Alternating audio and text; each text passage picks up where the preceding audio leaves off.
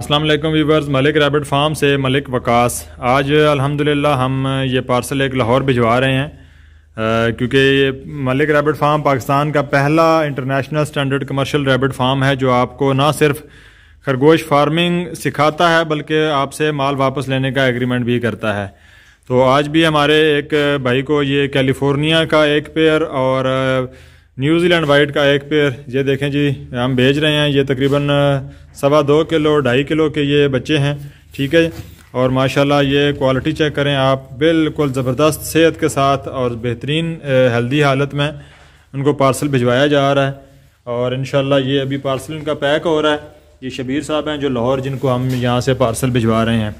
तो Malik rabbit farm Pakistan का पहला international standard commercial rabbit farm है जो आपको हर तरह की मालूमात और हर तरह की गाइडेंस प्रोवाइड करता है। आप लोग भी खरगोश फार्मिंग कीजिए, हमारे बिज़नेस का हिस्सा बनिए। और जिन दोस्तों को भी डिटेल चाहिए इस हवाले से तो हमारे डिस्क्रिप्शन में भी मौजूद है हमारे पैकेजेस।